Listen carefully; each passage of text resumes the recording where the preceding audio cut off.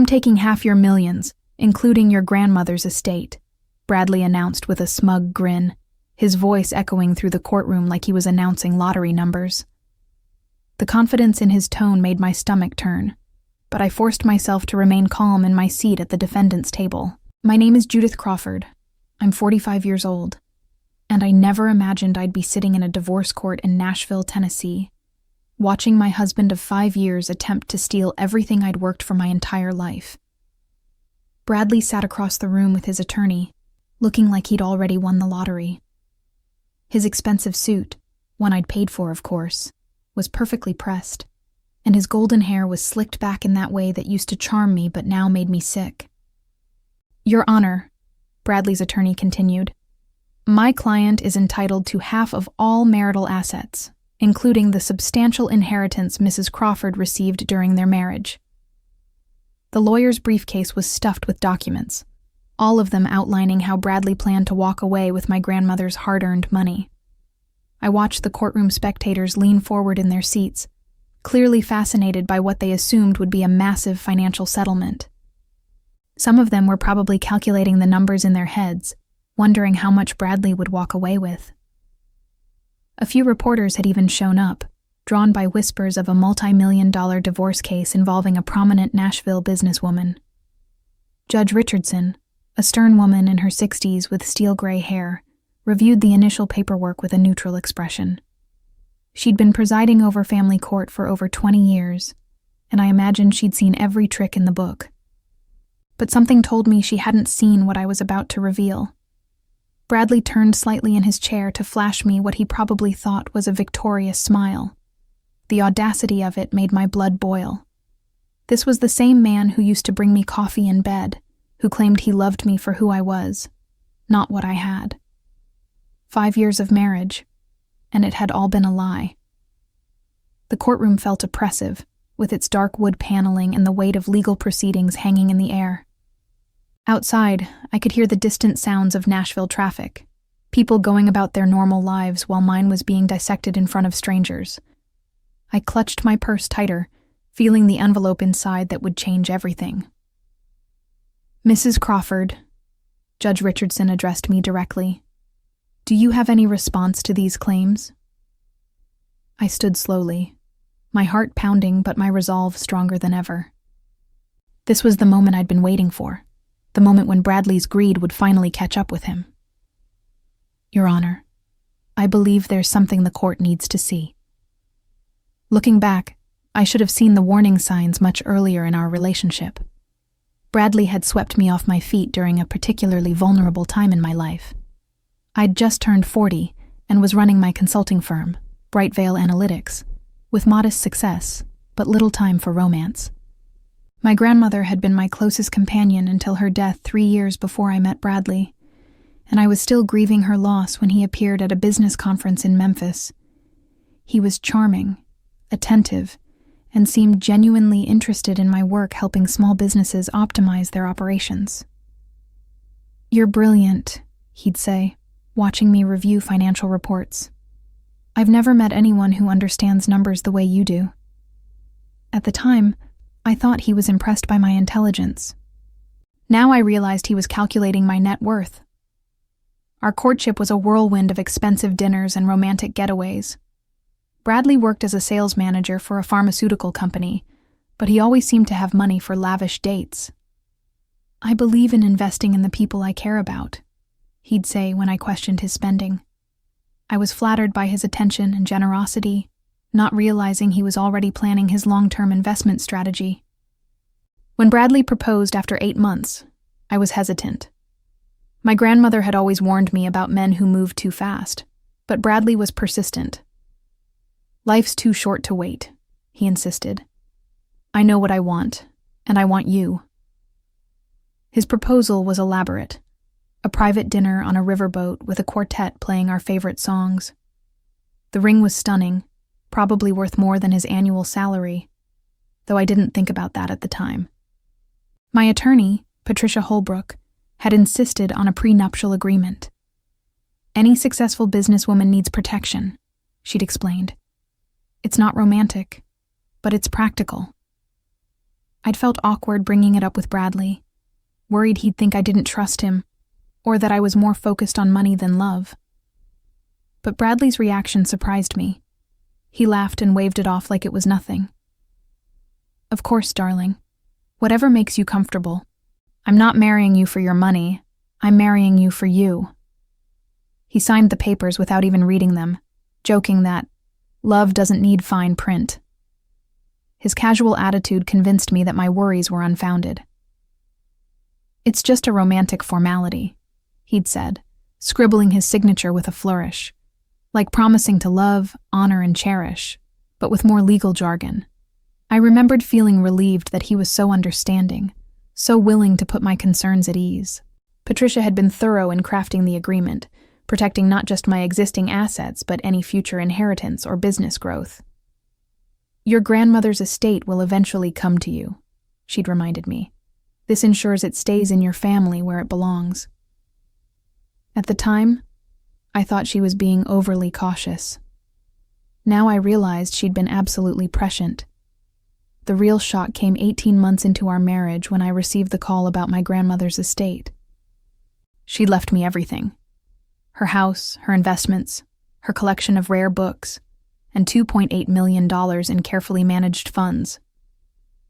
It was far more than I'd ever expected, and the inheritance transformed my financial situation overnight. Bradley's reaction to the news had been telling, though I'd missed the significance at the time. His eyes had literally lit up when I told him about the money. $2.8 million, he'd repeated, as if he couldn't quite believe it. Judith, we're rich. The way he said we're should have been my first clue. From that moment forward, Bradley's spending habits changed dramatically. He quit his job within 6 months, claiming he wanted to explore new opportunities and be there to support my success. What he actually did was spend my money like it was his own personal allowance. He bought a luxury car, supposedly for networking purposes. He invested in a friend's restaurant without consulting me, losing $30,000 when the business failed within a year. He booked expensive vacations, joined an exclusive golf club, and started dressing like he'd always been wealthy. Every time I questioned a purchase, he'd remind me that we're partners and that couples should trust each other with financial decisions. The breaking point came 6 months ago when I discovered Bradley had been telling people at the country club that the inheritance was family money that belonged to both of us. He'd started introducing himself as an investor and entrepreneur, conveniently forgetting to mention that all his investments were made with my grandmother's carefully preserved wealth. When I confronted him about his lies and his spending, Bradley became defensive and then cruel. You act like it's some big secret that I married up, he'd snapped. Everyone knows you needed someone like me to enjoy life. Before we met, you were just a lonely workaholic with no social life. His words cut deep because there was a grain of truth in them. I had been lonely, and Bradley had brought excitement and companionship into my life. But I realized he'd been playing a long game, positioning himself as my savior, while systematically planning to claim everything I'd inherited. The final straw came when I found emails between Bradley and his attorney discussing divorce strategy. They'd been planning this for months, timing it to maximize his potential settlement. Bradley had even researched Tennessee's divorce laws, looking for ways to claim that his emotional support and lifestyle contributions entitled him to a larger share of my assets. That's when I'd finally contacted Patricia again and filed for divorce myself. I refused to let Bradley control the narrative or the timeline. If he wanted a fight over my grandmother's money, I'd give him one, but it wouldn't go the way he expected. Now, standing in this courtroom, I was ready to show Bradley and everyone else exactly what his greed had earned him. I reached into my purse and withdrew the manila envelope that Patricia had prepared for this exact moment. The courtroom was completely silent, except for the soft rustle of paper and the distant hum of the air conditioning system. Bradley's confident expression faltered slightly as he watched me approach the judge's bench. "Your Honor," I said, my voice steady and clear. I believe the court needs to review this document before proceeding with any asset division discussions. Judge Richardson extended her hand and accepted the envelope. What is the nature of this document, Mrs. Crawford? It's a prenuptial agreement, Your Honor. One that my husband signed before our marriage 5 years ago. The change in the courtroom atmosphere was immediate and electric. Bradley's attorney, a thin man named Gerald Weston, shot up from his chair like he'd been stung. Your Honor, we were not made aware of any prenuptial agreement. This is highly irregular. Sit down, Mr. Weston, Judge Richardson commanded, already breaking the seal on the envelope. I'll examine the documents and determine their validity. I returned to my seat, keeping my eyes focused on Bradley. His face had gone from confident to confused to something approaching panic in the span of 30 seconds. He was whispering frantically to his attorney, gesturing toward the judge's bench. I could make out fragments of his urgent words. She never mentioned. And how is this possible? Patricia Holbrook, my attorney, remained perfectly calm beside me. She'd been preparing for this moment for months, ensuring every detail of our strategy was foolproof. Just watch, she whispered to me with a small smile. Judge Richardson was a thorough reader, taking her time with each page of the agreement. The document was comprehensive. Patricia had made sure of that 5 years ago. It outlined exactly which assets were protected, which debts would remain separate, and most importantly, how any future inheritance would be handled. This appears to be a properly executed prenuptial agreement, Judge Richardson announced, after several minutes of careful review. It's dated 6 weeks before your marriage, witnessed by 2 notaries, and signed by both parties. Bradley's attorney looked like he wanted to disappear into his chair. I realized that Gerald Weston had filed this divorce case without doing basic due diligence. He'd assumed, just like Bradley, that the marriage was a straightforward asset grab. Your Honor? Bradley suddenly stood up, his voice cracking slightly. I need to see that document. I don't remember signing anything like that. The judge's eyebrows rose at Bradley's outburst. Mr. Crawford, please remain seated and allow your attorney to handle these proceedings. But Bradley was spiraling now, his carefully constructed confidence crumbling. Judith, what is this? You never told me this was some kind of legal trap. Mr. Crawford. Judge Richardson's voice cut through the courtroom like a whip. You will remain silent, or I will hold you in contempt. Your attorney may request to review the document through proper channels. Gerald Weston approached the bench with obvious reluctance. I watched him examine the prenuptial agreement, his face growing paler with each page. He returned to his table and began whispering urgently to Bradley, who was shaking his head in disbelief. The courtroom spectators were now fully engaged, sensing that something dramatic was unfolding. I could hear muffled conversations and the scratching of reporters' pens as they tried to capture every detail of Bradley's public humiliation. Your Honor, Gerald finally addressed the court, his voice notably lacking its earlier confidence. My client would like to request a brief recess to review these documents more thoroughly. Judge Richardson checked her watch.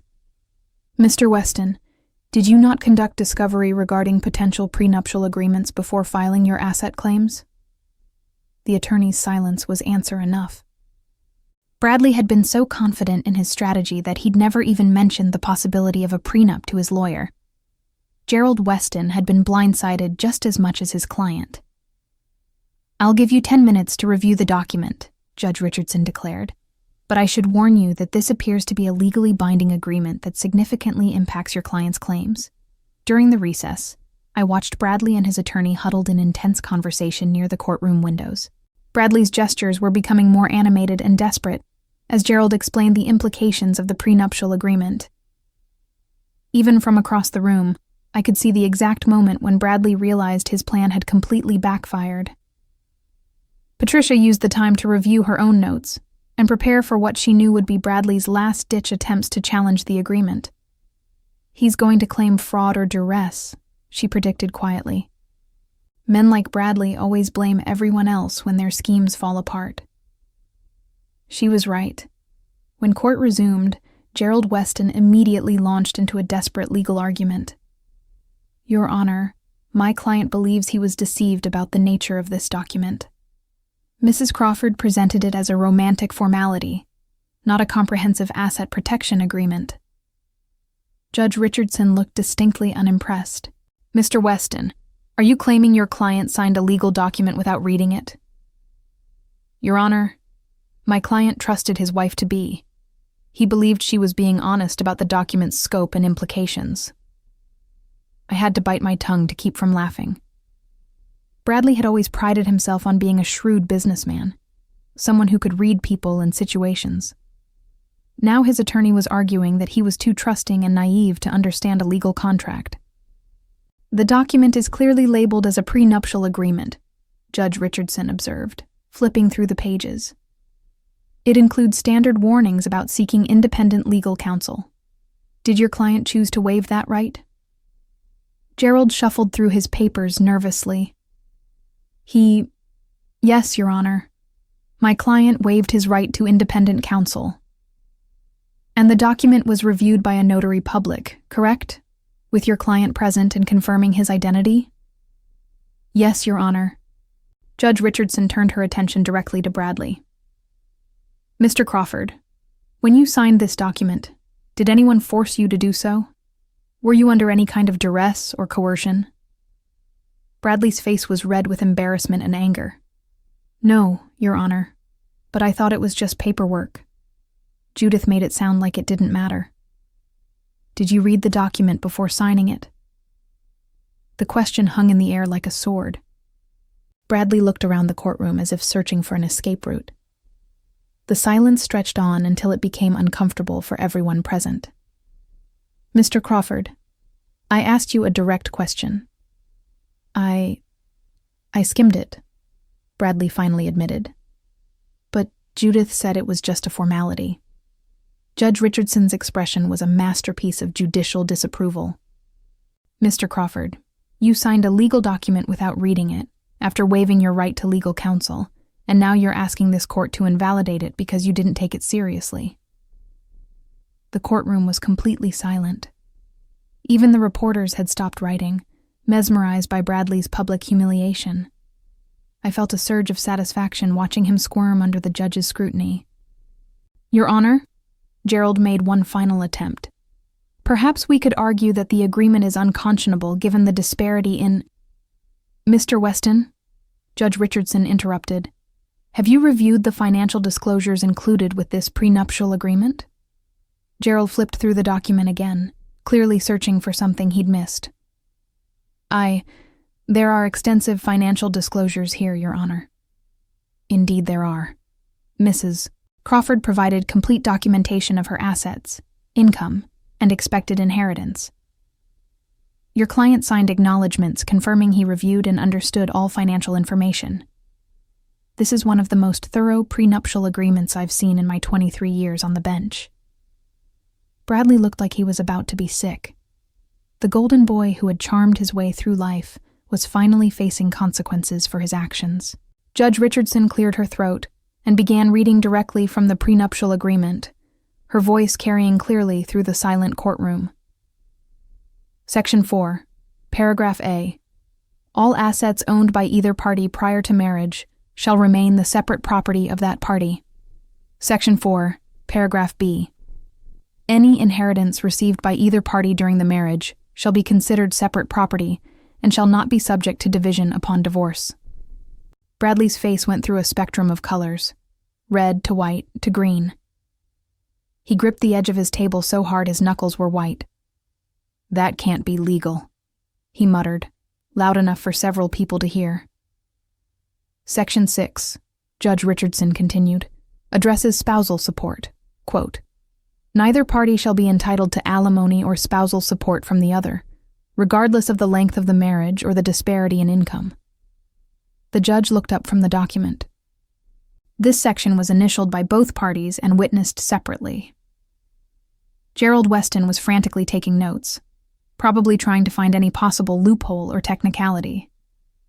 But Patricia had been too thorough 5 years ago. Every potential challenge had been anticipated and addressed. Your Honor, I stood up. If I may address the court. Proceed, Mrs. Crawford. When I inherited my grandmother's estate 18 months ago, I consulted with my attorney about whether the inheritance was protected under the prenuptial agreement.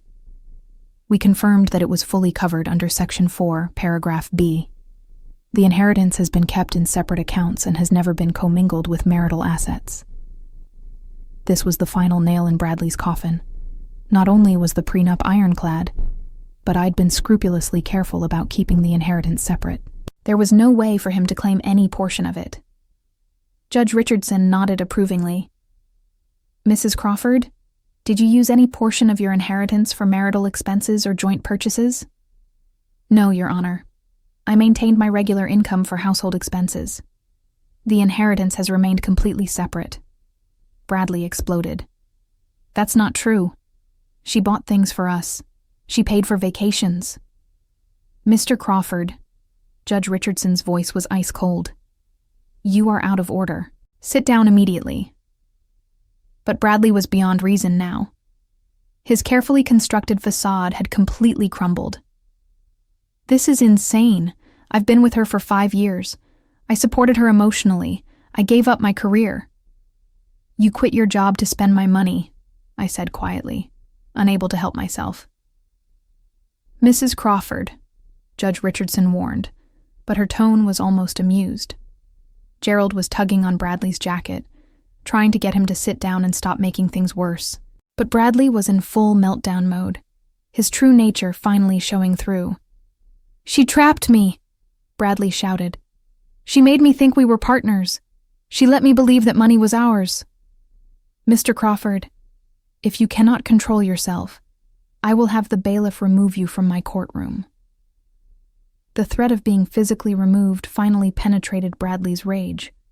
He sat down heavily, his chest heaving with angry breaths. But the damage was done. Everyone in the courtroom had seen his true character. The greedy, entitled man who had married me for my money, and then had the audacity to act like a victim when his plan failed. Judge Richardson reviewed the final pages of the prenuptial agreement with deliberate care. The tension in the room was palpable as everyone waited for her ruling. I felt a calm satisfaction settling over me. After months of Bradley's manipulation and lies, the truth was finally coming to light. Based on my review of this prenuptial agreement, Judge Richardson announced, I am ready to render my decision on asset division.